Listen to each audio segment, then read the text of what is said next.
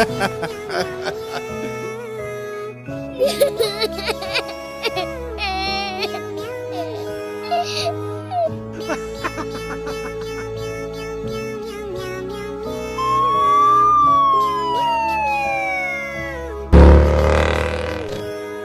to the injury, Mom went to the coma.